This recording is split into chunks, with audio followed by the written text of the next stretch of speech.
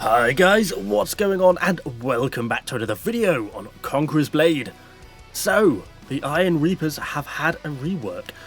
I want to kind of take a look at it, dive into them. Are they an improved unit? What has the rework actually changed on them? And are they now going to be worth playing? Because, let's face it, before, they have their okay situations, but for the most of the time, for a tier 5 unit, they really weren't worth playing. Now, I'm all in all not that impressed with the rework on these Iron Reapers. They've not really changed all that much. It feels like a little bit of a lazy rework because it hasn't really changed all that much about them. If you have never played them much before, you may find them now a little bit easier. But if you're a more experienced player who kind of gets the concept of Xing and Ving them to get them to do their attacks, then realistically the changes aren't going to have a huge effect. So they've basically given it this second ability called Tiger Step. The basic idea is, previously, the big problem with Iron Reapers would they would sort of launch their first attack when they arrived at the enemy, and then they would kind of lose all mental capacity and just sort of wander around aimlessly and never really attack again, unless they didn't get interrupted for the next 10 seconds or something. And that's why you used to have to X and V them. You could push them forward with X, and then when you press V again, it would basically reinitiate their attack sequence. So you're basically getting a fresh attack, and you can sort of get that to continue to work. And essentially, that is what this ability now does. So it hasn't necessarily really made them any better than they were with X and V. The only people it's going to be better for is if perhaps you weren't aware or you struggled a little bit with the X and V. I suppose it frees you up a little bit just to focus a bit more now as a hero, because you can just sort of get stuck involved without worrying too much about having to X and V your unit. But in terms of an ability, it doesn't change that much. The only other part that changed is their very heavy armour characteristic. Actually now provides a damage taken reduction by 17% rather than the previous 10%. I don't think that this unit trait actually had a percentage modifier on it before. I've never actually noticed that previously having a percentage modifier. So it's interesting that that kind of shows there is hidden underlying statistics, and they do feel a little bit more tanky now. They seem to survive a little bit longer, I'll grant you. So, is it an improvement to the unit? Yes, slightly. But has it changed the fundamental problems that the unit has? That being its AI, in the sense that the AI is just so sort of crappy that they just don't really function properly. I think that's a factor of their attack speed. Their attack speed is very low, and it just doesn't work properly in the game like that.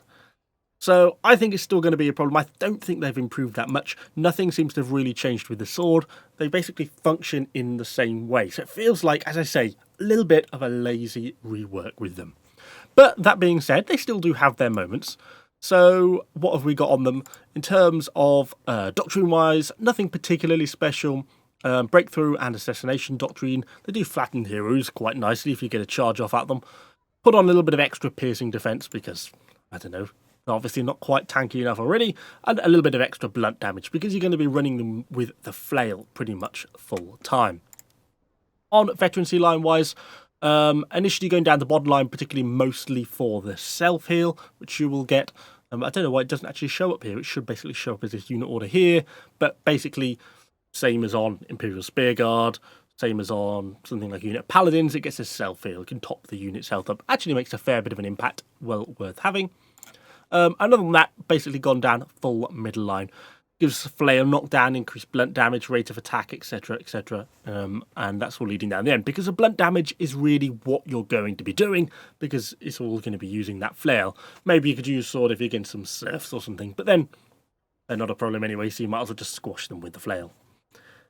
That's probably enough chatter about them. Let's hop into a bit of a gameplay with them, see what we can do, see how we get on, and see if we can flatten a few enemies. I've not had any particularly amazing games with these guys or anything, but they do seem to do okay in some situations. I find I actually almost do better with them when I don't think about what I'm doing, or when I do something stupid and get myself sort of caught in what is essentially a bad situation, but the unit seems to pull itself out of it. So like here, this random dual blade turned up, completely unexpected, completely caught me off guard. I completely screwed up all my keys. I was almost taking a sip of drink and wasn't expecting it. It's like, Christ, where did that come from? Anyway, thought, I got the top tower. Immediately run into a unit of grey hairs, a unit of palace guards, but I managed to get the charge off.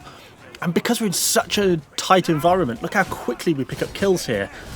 We've got 30 kills, 40 kills, and it just keeps building a hero kill, 50 kills, and they work really well in that really sort of tight space environment. We've just wiped out a full stack of palace guards and a full stack of grey hairs just fighting in that tight stairs in about 10 seconds. The unit has an AoE hit, so in that sort of situation they work really well. And that's not changed drastically from previously to now, except that now you don't really have to X and V quite the same amount. But anyway, on to the second clip. Just starting to initially move up, teams making a push. Thought I'd bring the Reapers. Well, mostly because we're making a video about them, so it would be silly to not bring them, wouldn't it? Anyway, we're starting to push up. We've got two options. We can go straight on, or we can turn left to A. Initially, my plan was to turn left to A. This is where I want to go. It's where the bulk of the team's going. There's not really too much stuff there, but as we come down here, there is this slightly tempting unit of pike militia. Now, they bait me pretty well here. Quite a bit goes wrong at this point. As a classic Evo video it is. They move. We flatten about 4 or 5 of them. Those 4 or 5 we flattened really well.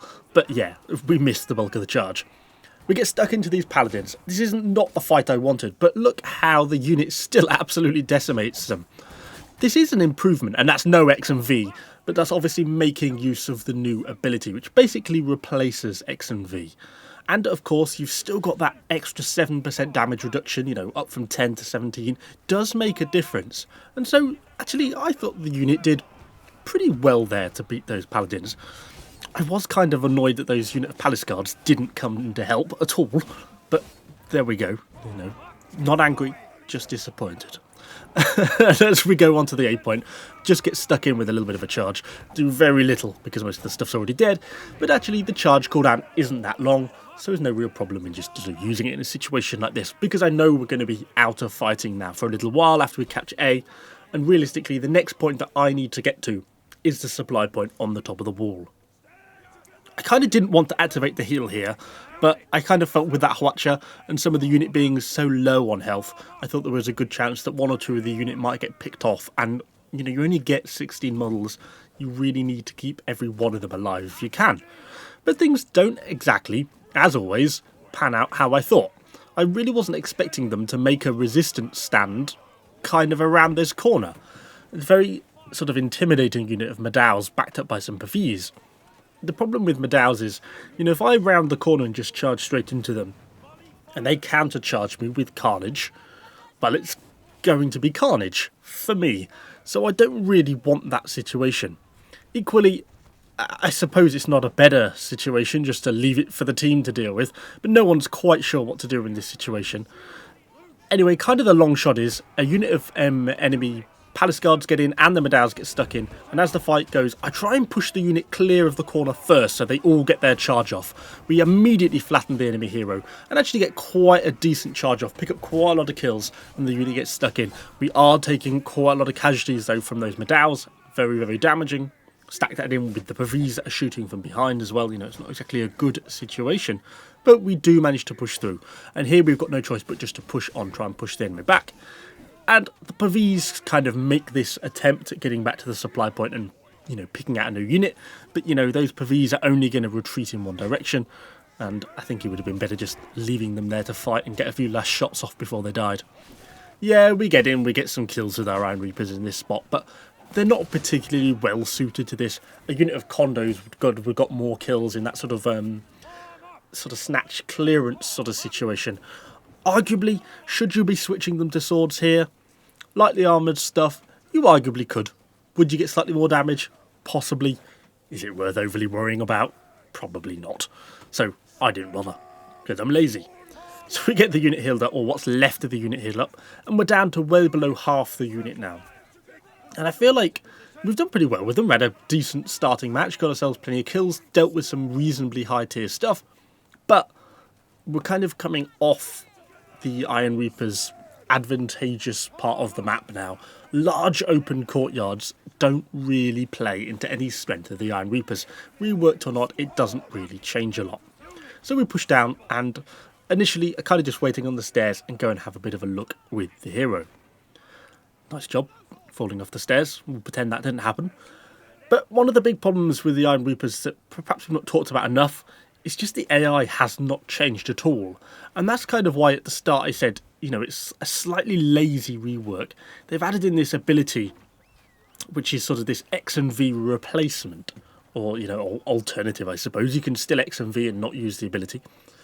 But it doesn't really solve the fundamental problem, which is that the Reaper's AI is just really crap. I don't think it's suited to, the game mechanics are suited, or the AI in the game is suited to having such a slow attack speed. I think it's been designed in a way, and then they've set the unit with such a low attack speed, because obviously if you set the attack speed really high, then they'll just massacre everything. But the consequence is that the AI just sort of glitches out. It doesn't work. They act like they're really stupid, and it just makes them insufferably frustrating to play. But anyway, so that's why I say it's not really a proper rework in my opinion, because it doesn't solve the core issue, the AI. Anyway, as we come up, I'm conscious of these berserkers on my left. I should probably have just taken them head on. If you get the charge off against them, you can kill berserkers relatively convincingly. They go on to rage. We do charge, but actually, realistically, the bulk of the work had already been done by those Landsknechts, so probably wasn't really necessary anyway. And now it means my charge is stuck on cooldown. The team does a good job in clearing out the C point, and I kind of thought the bulk of the enemies might pull back here now at B, go back and defend base. So I kind of get a little bit over-aggressive in a sense. Start to push up, a few of the lion caps and stuffs. That's fine, that's not really a problem for us. But as we come up, we've got a nice unit of stalwarts. No charge, which is annoying. So we try and push in on the flank. And actually they do really well in this sort of situation. Large cluster of enemies in close range results in a nice number of kills. Because remember, their attack is AoE based. But I unfortunately go and get a little bit carried away. There's actually a hell of a lot of stuff there. Backed up by Pavis and stuff behind. Yeah. Get myself killed. Good job, Evo. And the end of the unit really just gets finished off. Still puts us up a nice 80 kills, which is not too bad. But I don't feel like the fundamentals of the unit have changed that much from what it was pre-rework. Is it better? Yes, it is an improvement. Particularly if you aren't so good with the X and V stuff. I sometimes do okay with it. Sometimes I get a little bit caught up because I'm, you know, trying to multitask, trying to use my hero, trying to X and V, and it doesn't always quite pan out like I'd like. So I suppose in that sense it is an improvement, but fundamentally it hasn't sort of fixed the unit really, in my opinion. A little bit of a lazy rework.